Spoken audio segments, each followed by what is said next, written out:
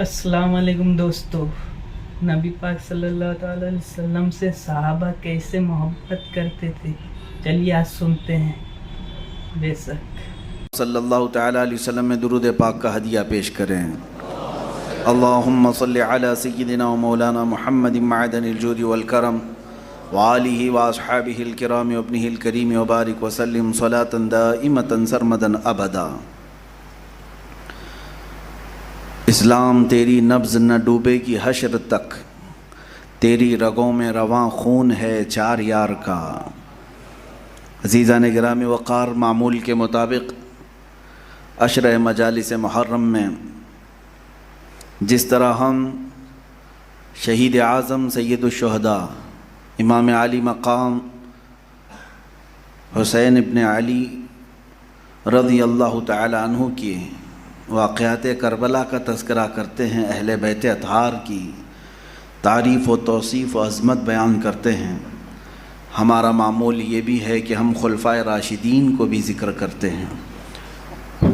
खुलफ़ाए राशिदीन रसूल पाक सल्लल्लाहु ताला अलैहि वसल्लम के उन जानिसार सहाबा में से हैं जिन्होंने हुज़ूर अकरम सल्लल्लाहु ताला अलैहि वसल्लम के इस दीन मतीन की बागडोर संभाली हुज़ूर की रहलत के बाद, और इसको आगे बढ़ाने में अपनी हर मेहनत और अपनी जाँफिशानी पेश की है, कोई कसर नहीं छोड़ी। और मेरे आका सल्लल्लाहु ताला अलैहि वसल्लम अक्सर अपनी ज़िंदगी पाक में सबसे करीब जिन सहाबा को रखते थे वो ये खुलफ़ाए राशिदीन हैं। अहादीस करीमा उठाएंगे आप तो अक्सर हदीसों में पढ़ने को यही मिलेगा कि हुज़ूर पाक सल्लल्लाहु अलैहि वसल्लम थे, अबू बकर थे, उमर थे रज़ी अल्लाह तआला अन्हुमा। हुज़ूर पाक सल्लल्लाहु अलैहि वसल्लम किसी बगीचे में दाखिल हुए, सहाबा रिवायत करते हैं अबू बकर भी थे, उमर भी थे रज़ी अल्लाह अन्हुमा। सफ़र में, हज़र में, जंगों में, हर जगह मुशावरत में, मस्जिद में नबी कौनैन सल्लल्लाहु तआला अलैहि वसल्लम के साथ हर घड़ी साथ रहने वाले ये सहाबा, और जब जान की बाजी लगानी पड़ी तब एक कदम भी पीछे न हटाने वाले ये सहाबा। मेरे अज़ीज़ों, हम अहले सुन्नत व जमात खुलफ़ाए राशिदीन की मोहब्बत को अपने दीन का हिस्सा समझते हैं। क्यों ना हो कि अल्लाह के नबी सल्लल्लाहु अलैहि वसल्लम ने ख़ुद इरशाद फरमाया, अलैकुम बिसुन्नती व सुन्नतिल खुलफ़ाए राशिदीन, तुम पर मेरी सुन्नत और मेरे खुलफ़ाए राशिदीन की सुन्नत लाजिम है। यानी पूरी उम्मत के लिए हुज़ूर पाक सल्लल्लाहु अलैहि वसल्लम का पैगाम है कि तुम हुज़ूर की सीरत पर चलोगे और खुलफ़ाए राशिदीन की सीरत पर चलोगे। खुलफ़ाए राशिदीन में कौन हैं? खलीफ़ा अव्वल सैयदना अबू बकर सिद्दीक़ रज़ी अल्लाह तआला अन्हु, खलीफ़ा दुवम सैयदना उमर इब्न ख़त्ताब रज़ी अल्लाह तआला अन्हु, खलीफ़ा सुवम यानी तीसरे खलीफ़ा हज़रत सैयदना उस्मान इब्न अफ़्फ़ान रज़ी अल्लाह तआला अन्हु, खलीफ़ा चारम दामाद रसूल हैदर कर्रार सैयदना अली इब्न अबी तालिब करमल्लाहु वजहुल करीम। यही खुलफ़ाए राशिदीन हैं। इनका ज़माना हुज़ूर पाक सल्लल्लाहु अलैहि वसल्लम के बाद 30 साल तक रहा। 30 साल तक, 30 साल में कुछ महीने कम, जो खुलफ़ाए राशिदीन की खिलाफत का ज़माना है। अज़ीज़ान गिरामी, हमें खुलफ़ाए राशिदीन को बयान करना बहुत ज़रूरी है और हमारे नस्लों में इसको मुंतकिल करना भी बहुत ज़रूरी है। क्या आप अपने दीन का जब भी मुताला करेंगे तारीख़ इस्लाम, इनको छोड़ करके तारीख़ मुकम्मल नहीं हो सकेगी। रसूल पाक सल्लल्लाहु अलैहि वसल्लम की दावत इस्लाम शुरू हुई मक्का की चोटियों से, मक्का मुकर्रमा की वादियों से, और 13 साल तक मक्का मुकर्रमा में आवाज़ गूंजती रही, तबलीग इस्लाम किया जाता रहा। फिर हिजरत के बाद 10 साल मदीने तैयबा, 23 साल हुज़ूर पाक सल्लल्लाहु अलैहि वसल्लम की हयात ज़ाहिरी के बाद, फिर जब तारीख़ इस्लाम बताओगे तो कहाँ से इस्लाम बताओगे? हुज़ूर की वफ़ात के बाद डायरेक्ट आप करबला नहीं बयान कर सकते।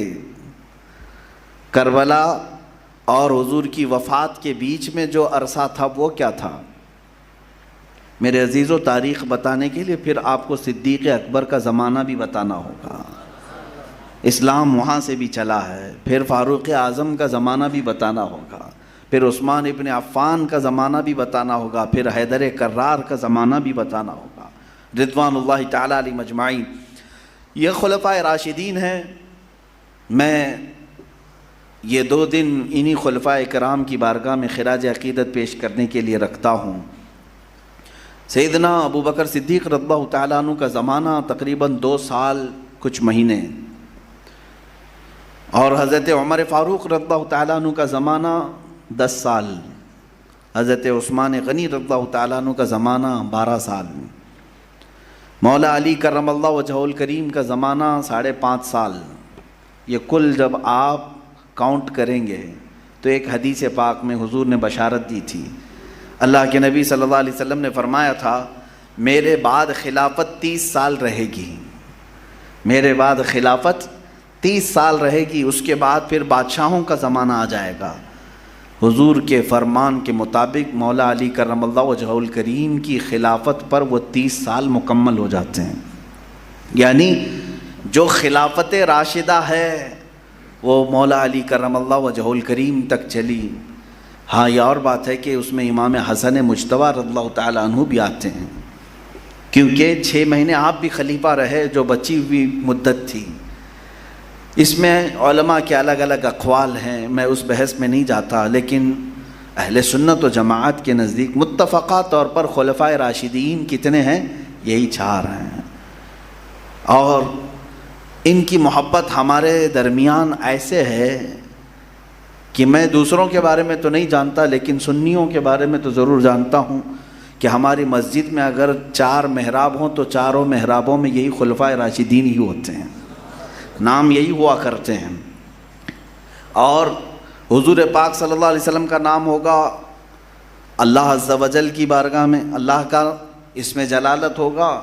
پھر باقی اگر کہیں بھی جگہ ہو تو اہل سنت و جماعت سب سے پہلے خلفائے راشدین کا نام ہی لکھتے ہیں, کیونکہ ہمارے لیے بنیاد ہے, بنیاد ہے. میرے عزیزو, ہم میں سے کوئی بھی صدیق اکبر کے مقام کو نہیں پہچان سکتا, کوئی پہچان نہیں پائے گا جس کے بارے میں رسول پاک صلی اللہ علیہ وسلم نے یہ فرما دیا کہ دنیا میں جس نے بھی میرے ساتھ بھلائی کی تھی میں نے سب کی بھلائی کا, ان کے احسان کا بدلہ چکا دیا سوائے ابو بکر کی. کون کہہ رہا ہے؟ کائنات کے آقا و مولا رسول پاک صلی اللہ علیہ وسلم فرما رہے ہیں میرے ساتھ ابو بکر نے جو احسان کیے یا جو اچھے معاملات کیے اس کا بدلہ تو اللہ قیامت کے دن ہی عطا کرے گا. باقی سب کے بارے میں حضور نے فرمایا میں نے دنیا میں سب کا دے دیا جو کچھ تھا. تو یہ ابو بکر صدیق ہیں. رسول پاک صلی اللہ تعالیٰ علیہ وسلم کے لیے ان کی زندگی پاک کا ایک ایک گوشہ اگر آپ دیکھیں میرے عزیزو, میں خلاصے کے ساتھ جاؤں گا. ان خلفاء کی سیرت کے 1000 گوشے ہیں, ہر گوشے کو بیان کیا جا سکتا ہے گھنٹوں پر. سیدنا ابو بکر صدیق رضی اللہ تعالیٰ عنہ, ان کی صداقت میں, ان کی تصدیق, ایمان کی تصدیق کرنے میں کوئی ثانی نظر نہیں آتا, جنگوں کی مہارت میں کوئی ثانی نظر نہیں آتا, فقر و فاقہ میں کوئی ثانی نظر نہیں آتا, عبادت و ریاضت میں کوئی ثانی نظر نہیں آتا, رائے و مشورے میں کوئی ان کا ثانی نظر نہیں آتا. بہت سارے گوشے ہیں صدیق اکبر کی زندگی کے. اسی طرح فاروق اعظم رضی اللہ تعالیٰ عنہ کی زندگی کے بھی ہزاروں گوشے ہیں. عدالت میں آپ کا کوئی ثانی نظر نہیں آتا, رعب و دبدبہ ایمان کا جو لوگوں کے دلوں پر تھا آپ کا, اس میں کوئی ثانی نظر نہیں آتا. خود میرے آقا صلی اللہ علیہ وسلم جن کے بارے میں فرمائیں عمر جس راستے سے گزرے شیطان نہیں آتا, یہ سب گوشے ان کی زندگیوں کے ہیں. کیا یہ حدیث پاک اس سے قبل نہیں بیان کی گئی کہ حضرت ابو بکر وہ ہیں جن کو جنت کا ہر دروازہ پکارے گا کہ یہاں سے داخل ہو جائیں؟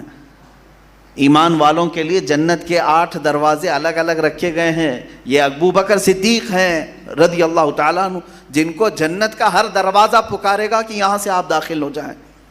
ان کی فضیلت میں یہ سب چیزیں ہیں.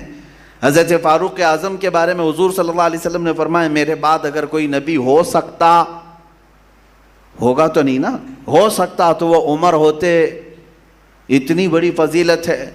یہ ساری فضیلتیں ہم نے بیان بھی کی, سنی بھی ہیں, لیکن مجھے جو آج کے حالات کے مطابق عرض کرنا ہے وہ خلاصہ جو نچوڑ ہے ان کی زندگی پاک کا، کہ سب سے خاص وصف کیا تھا یہ خلفائے راشدین کا، جن میں سے آج دو کو میں اگر ذکر کروں، صدیق اکبر کی زندگی اور فاروق اعظم کی زندگی، ان دونوں کی زندگی کا اگر خاص کوئی وصف ہے تو وہ یہ ہے جو اقبال کی زبان میں ہے، ہمیں کرنی ہے شہنشاہ بطحا کی رضا جوئی، ہمیں کرنی ہے شہنشاہ بطحا کی رضا جوئی، وہ اپنے ہو گئے تو رحمت پروردگار اپنی۔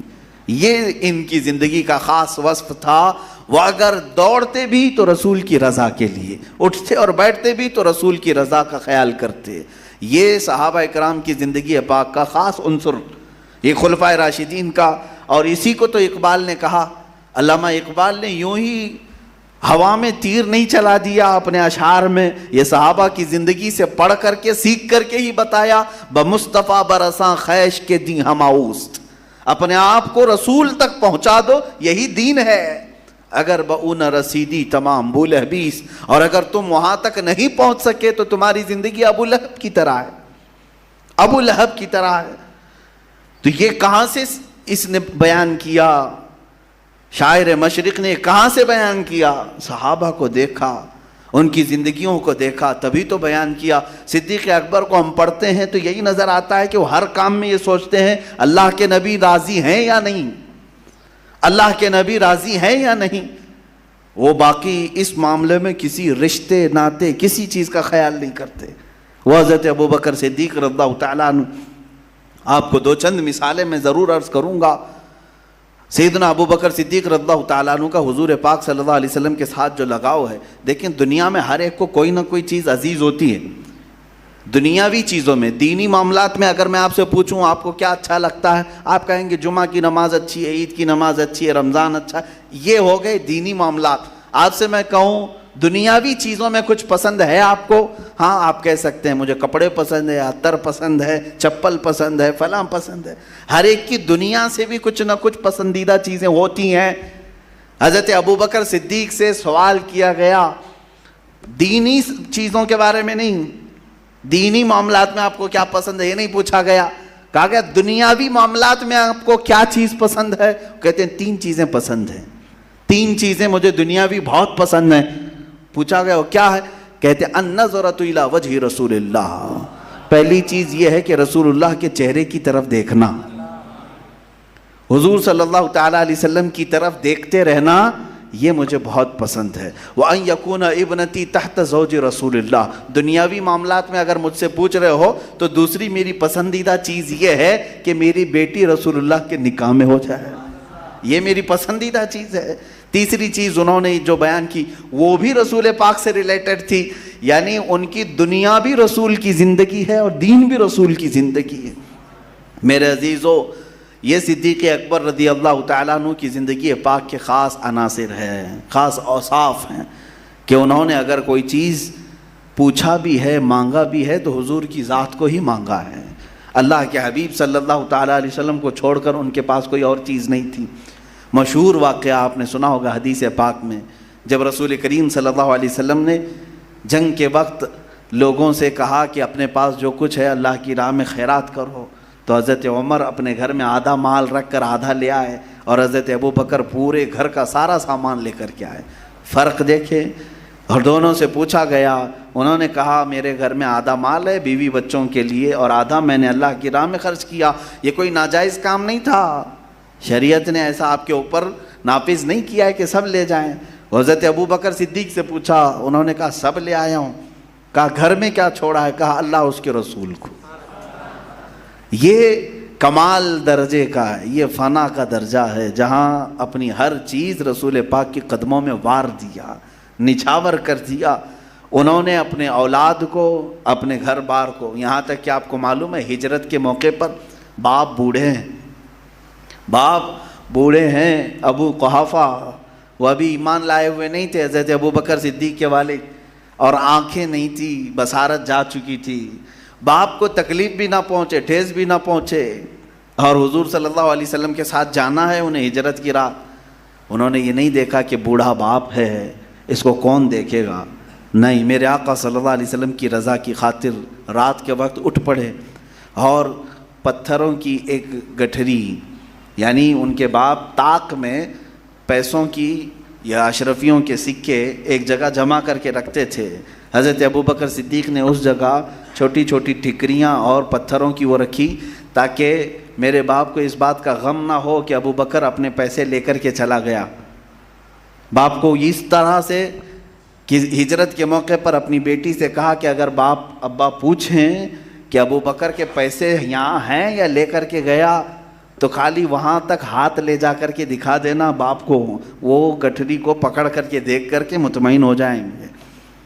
میرے عزیزو، جس صدیق اکبر رضی اللہ تعالیٰ عنہ نے اپنے ماں باپ کو وار دیا رسول پاک کی زندگی پر، اپنی اولاد کو، اپنے گھر بار کو، یہ بھی مشہور بات ہے کہ آپ کے بیٹے جنگ بدر میں مقابل میں آئے تھے، وہ بھی ایمان لائے ہوئے نہیں تھے جنگ بدر میں، اور اس کے بعد پھر وہ ایمان لائے چند دنوں کے بعد. تو حضرت ابوبکر سے بیٹے نے کہا ابا بدر میں آپ 3 بار میری تلوار کے نیچے آ گئے تھے لیکن میں نے مارا نہیں. باپ کو کوئی کیسے مار سکتا ہے؟ حضرت ابوبکر نے فرمایا اگر تو ایک بار بھی آ جاتا تو میں مار دیتا. میں یہ نہیں دیکھتا کہ میرا بیٹا ہے، یہ دیکھتا کہ دشمن رسول ہے، حضور کے مقابل میں آیا ہے، حضور سے لڑنے کے لیے آیا ہے. یہی عین ایمان ہے. محمد کی محبت دین حق کی شرط اول ہے، اسی میں ہو اگر خامی تو سب کچھ نامکمل ہے. یہ زندگی پاک کا ان کا خاص عنصر ہے. عزیزان گرامی، حدیثیں بھی تو آپ پڑھتے ہیں، سنتے ہیں. میرے آقا صلی اللہ علیہ وسلم نے کیا نہیں فرمایا لا یؤمن احدکم حتی اکون احب الیہ من والدہ وولدہ والناس اجمعین. تم میں سے اس وقت تک کوئی مومن نہیں ہو سکتا جب تک وہ اپنے ماں باپ، اپنی اولاد اور تمام انسانوں سے زیادہ مجھ سے محبت نہ کرے. یہ حدیث پاک میں کرتے ہیں ہم. آج حضور پاک صلی اللہ تعالیٰ علیہ وسلم سے پوچھیں گے تو سوال میں فوراً کہیں گے کہ ہاں کیوں نہیں، لبیک. ہم تو حضور صلی اللہ علیہ وسلم سے بے پناہ محبت کرتے ہیں. میرے عزیزو، اسی بات کو تو حضرت ابوبکر شبلی رحمۃ اللہ تعالیٰ علیہ نے فرمایا. حضرت ابوبکر شبلی سلسلہ قادریہ کے بڑے مشہور بزرگوں کہتے ہیں میری زندگی میں اگر سب سے ڈیفیکلٹ کوئی سوال ہے، سب سے مشکل کوئی سوال ہے تو وہ یہ سوال ہے، اگر کسی نے مجھ سے پوچھ لیا کیا آپ رسول اللہ سے محبت کرتے ہیں، آپ رسول اللہ سے محبت، اب میں سوال کروں گا تو سارے لوگ فوراً جواب دیں گے، لیکن حضرت ابوبکر شبلی فرماتے ہیں کہ میرے لیے سب سے کٹھن سوال ہے یہ. کہا اس میں کیا ہے، مشکل سوال کیا ہے، جواب تو آسان ہے. کہتے ہیں یہی تو اگر میں نہ کہہ دیا تو ایمان چلا جائے گا. بات صحیح ہے، اگر میں کہہ دیا اس سوال کے جواب میں نہیں، محبت نہیں کرتا تو معاذ اللہ ایمان چلا جائے گا، اور اگر ہاں کہہ دیا تو پھر اعمال اور میرا دل ملامت کرے گا، کہاں محبت کا دعویٰ اور کہاں اعمال تیرے. وہ حضرت ابوبکر شبلی رضی اللہ تعالیٰ عنہ جو غوث اعظم رضی اللہ تعالیٰ عنہ کے دادا مرشد ہوتے ہیں سلسلے میں، وہ کہتے ہیں کہ میں اگر ہاں کہہ دوں تو ڈر لگتا ہے، دل ملامت کرے گا کہ حضور سے محبت کا دعویٰ تو کرتا ہے، تیرے اعمال کہاں ہیں اس طرح کے. اے میرے عزیزو، حضور اکرم صلی اللہ تعالیٰ علیہ وسلم سے محبت کا دعویٰ کرنا اور یہ کہنا کہ ہم اپنے ماں باپ، اولاد، بھائی بہن، سارے انسانوں سے زیادہ محبت کرتے ہیں، یہ زبانی اعتبار سے بڑا آسان ہے. پریکٹیکلی لائف میں اس کو عمل کر کے دکھانا یہ صرف ایمان والوں کا حصہ ہے، جو کمال ایمان کو پہنچے ہیں. کمال ایمان کو پہنچا ہو تو پھر اسے دولت بھی نہیں روک سکتی، اس کی اولاد بھی نہیں روک سکتی. محبت مصطفیٰ صلی اللہ علیہ وسلم میں کوئی چیز اس کے پاؤں کی بیڑی نہیں بن سکتی. اور اگر آج ہمارے درمیان کوئی چیز بیڑی بن جاتی ہے تو اس کا مطلب ہے کہ ہم جھوٹ بولتے ہیں، ہم جھوٹ بولتے ہیں. حضور پاک صلی اللہ علیہ وسلم سے محبت کا دعویٰ ہے لیکن ان کی کچھ سنتوں کو ایسے اتار کر پھینکتے ہیں جیسے لگتا ہے کہ کوئی کاٹنے والی چیز ہمارے پاس آ گئی. کیوں میاں؟ کہا نہیں، لوگ کیا سمجھیں گے، میری نوکری کا سوال ہے، عورت کا سوال ہے، دوستوں کا سوال ہے. اگر میں یہ تمام چیزیں کرنے لگ جاؤں تو یہ سب لوگ مجھے سائیڈ کر دیں گے. تو کہاں تم نے رسول اللہ سے زیادہ محبت کی؟ تم تو ان دنیا والوں سے زیادہ محبت کرتے ہو، ان کا خیال زیادہ رکھتے ہو کہ ان کو برا نہ لگے. میری کمپنی میں مجھے برا کوئی نہ کہے، میرے دوستوں میں کوئی برا نہ کہے، میرے گھر والوں میں کوئی برا نہ کہے، تم تو ان کی محبت میں مبتلا ہو، کہاں رسول کی محبت کی بات کرتے ہو؟ حضور پاک صلی اللہ علیہ وسلم سے محبت کرنے والا پھر دنیا کی کسی چیز کا خیال نہیں کرتا۔ آؤ اس محبت کی ایک جھلک دیکھنا ہو تو وہ بلال حبشی کی زندگی میں دیکھو۔ اللہ اللہ، جس کے سینے پر پتھر رکھ دیں گے، جس کو آگ کے انگاروں پر سلایا جائے، جس کے پیر میں رسی باندھ کر اوباش لوگ پورے سڑکوں پر کھینچیں اور اس کے بعد کہیں کہ بلال تیرا آقا بھی بہت پیسے والا ہے۔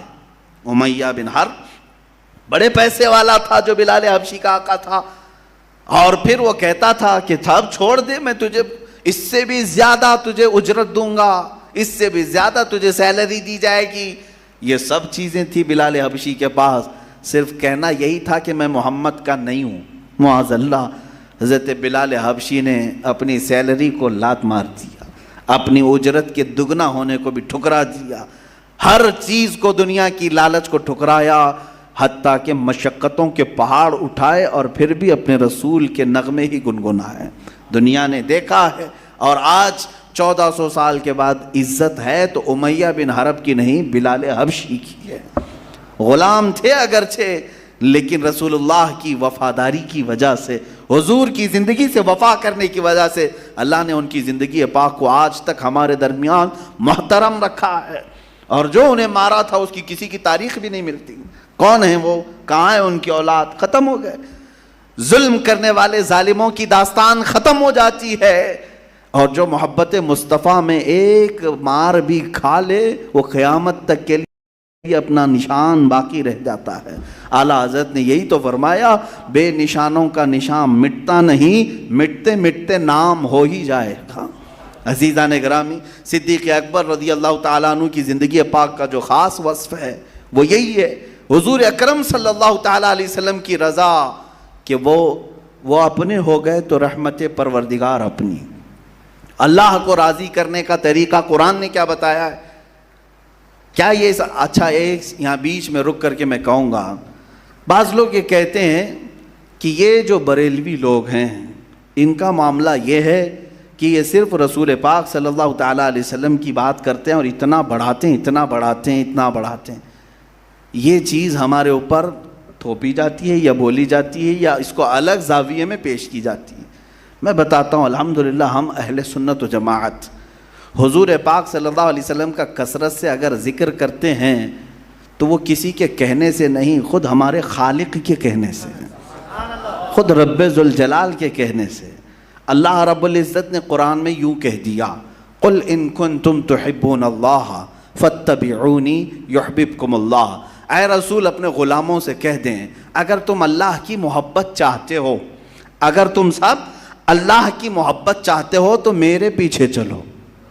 حضور کو یہ کہنے کا حکم آیا، آپ فرما دیں اپنے غلاموں سے کہ اگر تم سب اللہ کی محبت چاہتے ہو تو میرے پیچھے چلو، فاتبعونی، میری پیروی کرو۔ اور اس کے بدلے میں کیا ملے گا؟ حضور کے پیچھے چلنے سے، حضور کی بات کرنے سے قرآن کہتا ہے یحببکم اللہ، اللہ خود ہی تم سے محبت کرے گا، اللہ تم سے محبت کرے گا، یحببکم اللہ۔ ارے ہم یہاں چاہ رہے تھے کہ ہم اللہ کے قریب ہو جائیں، اور حضور کے پیچھے چلنے پر انعام یہ ہے کہ اللہ فرما رہا ہے اللہ خود تم سے محبت کرے گا۔ اسی لیے امام اہل سنت فاضل بریلوی نے یوں فرمایا ہے، خدا کی رضا چاہتے ہیں دو عالم۔ پوری دنیا کس کی رضا چاہتی ہے؟ اللہ راضی ہو جائے، اللہ راضی ہو جائے۔ خدا کی رضا چاہتے ہیں دو عالم، اور خدا چاہتا ہے رضائے محمد صلی اللہ تعالیٰ علیہ وسلم۔ رسول پاک صلی اللہ علیہ وسلم اگر راضی ہیں تو ٹھیک ہے۔ اسی لیے قرآن کے اوراق آپ اٹھا کر کے پڑھیں، آپ سے گناہ ہو جائے، بخشنے والا کون ہے؟ اللہ ہے۔ توبہ کس کی بارگاہ میں کی جاتی ہے؟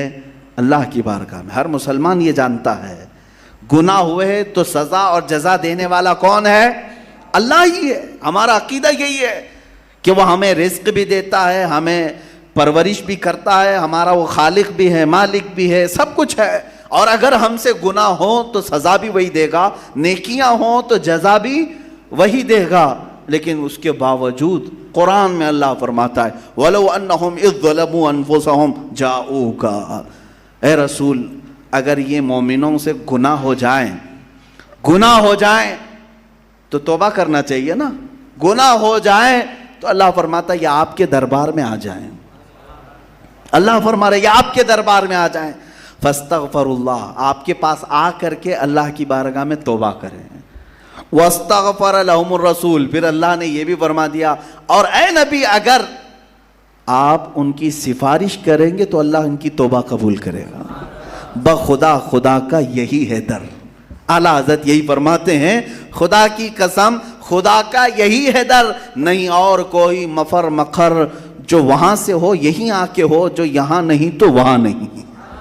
اگر حضور کی بارگاہ میں نہیں پہنچ سکے تو پھر وہاں بھی نہیں. یہ صدیق اکبر رضی اللہ تعالیٰ عنہ کی زندگی پاک ہم عرض کر رہے تھے, ان کی زندگیوں سے جو ملا ہے وہ نچوڑ, وہ خلاصہ. اچھا ایک بہت اہم بات میں عرض کرتا ہوں. حضرت ابوبکر صدیق کی زندگی کا خلاصہ, حضرت عمر فاروق اعظم کی زندگی کا خلاصہ, عثمان ابن عفان کی زندگی کا خلاصہ, حیدر کرار رضوان اللہ تعالیٰ علیہ مجمعین کی زندگی کا خلاصہ, جو انہوں نے محبت رسول پیش کی ہے, ان تمام محبتوں کے مجموعے کا نام مسلک اعلیٰ حضرت ہے.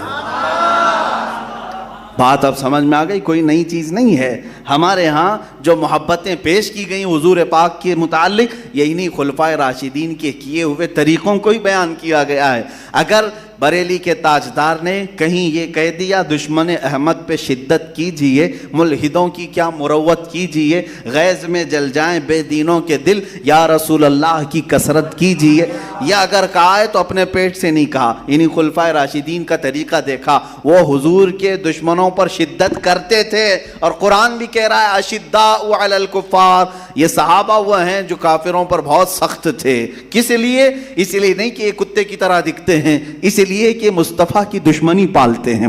چاہے وہ کتنے بھی خوبصورت ہوں, اگر سینے میں مصطفیٰ کی دشمنی پالتے ہیں تو ان کے لیے ہم سخت لہجہ ہی اختیار کریں گے.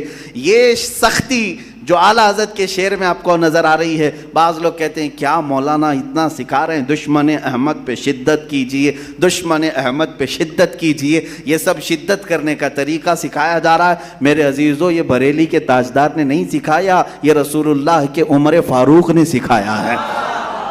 ہاں, ان کی زندگی پاک میں جس نے رسول کا فیصلہ نہیں مانا, اس کے ساتھ عمر فاروق نے کیا کیا یہ تو سب کو معلوم ہے. بشر نام کا ایک منافق, نام کا مسلمان تھا, حضور کے پاس آیا, ایک یہودی کے اس کے درمیان معاملہ تھا, حضور نے فیصلہ اس یہودی کے حق میں کیا, جو حق تھا جو صحیح تھا وہ فیصلہ کیا. باہر آ کر کہا نہیں مجھے یہ فیصلہ منظور نہیں, میں عمر کے پاس فیصلہ کراؤں گا. وہ وہاں آئے اور اس یہودی نے حضرت عمر سے کہا ہم رسول کے پاس گئے تھے تمہارے, اور انہوں نے میرے حق میں فیصلہ کیا, یہ تمہارا مسلمان بھائی ہے, اپنے نبی کے فیصلے کو نہیں مانتا.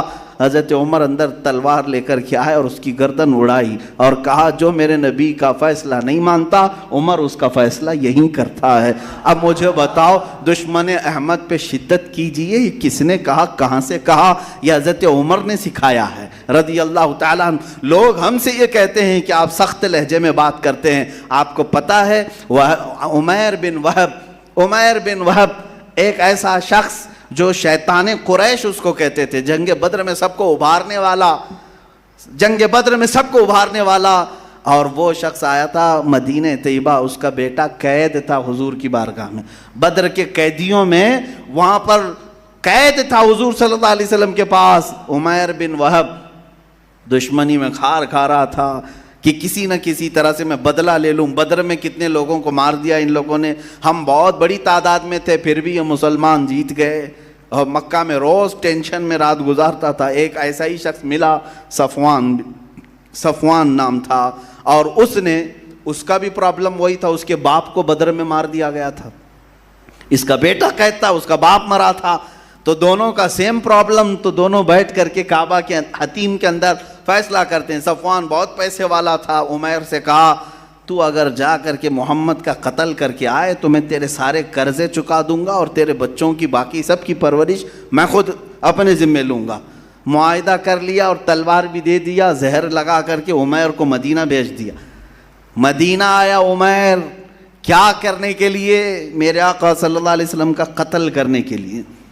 لیکن کس بہانے سے آیا کہ بیٹے کی خیر خیریت پوچھنے جا رہا ہوں. قیدی ہے نا, حضور کی بارگاہ میں قیدی ہے.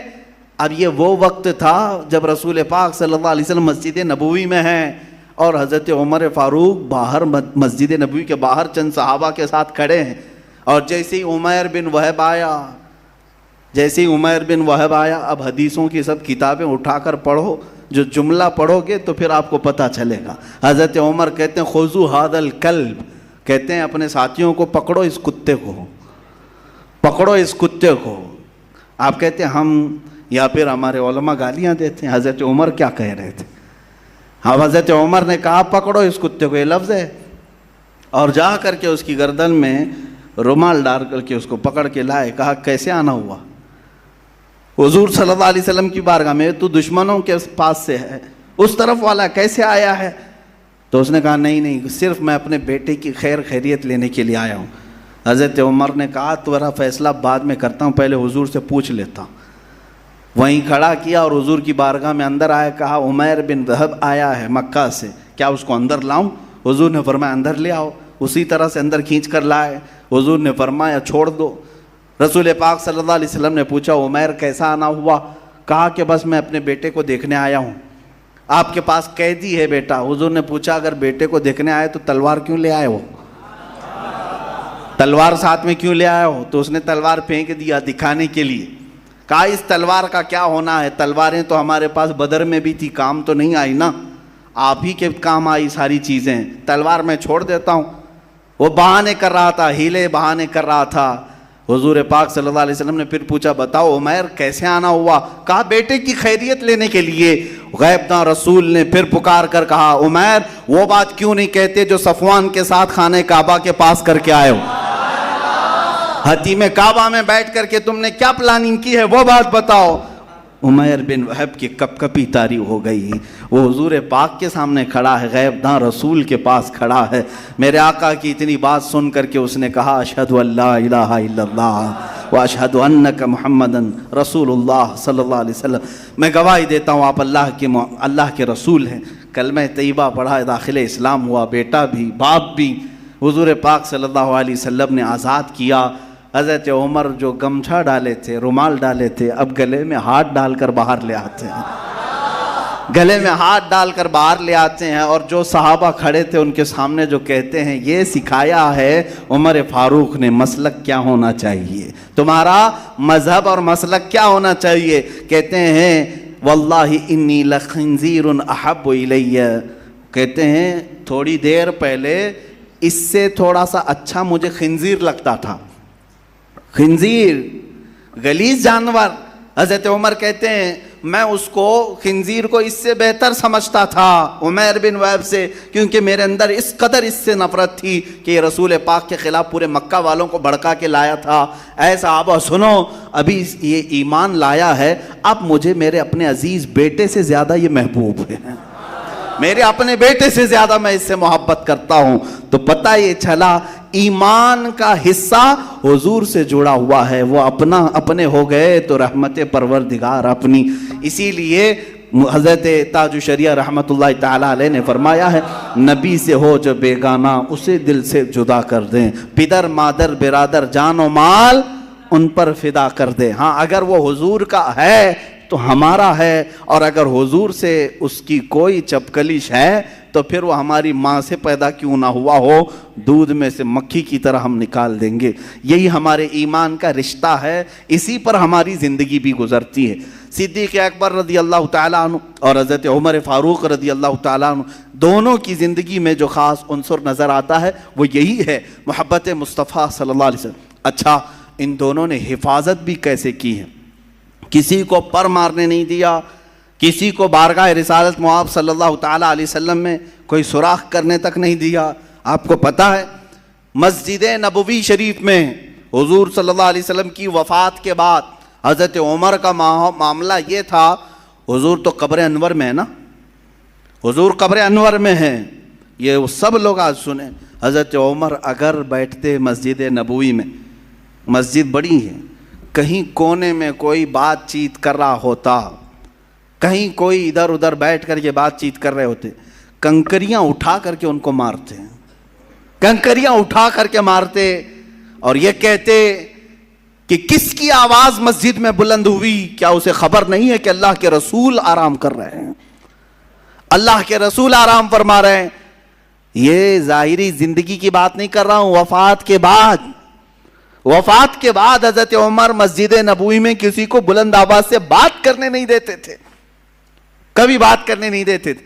میرے عزیزو، یہ عقیدہ بھی وہیں سے ہم نے سیکھا ہے، تو زندہ ہے واللہ، تو زندہ ہے واللہ، میری چشم عالم سے چھپ جانے والے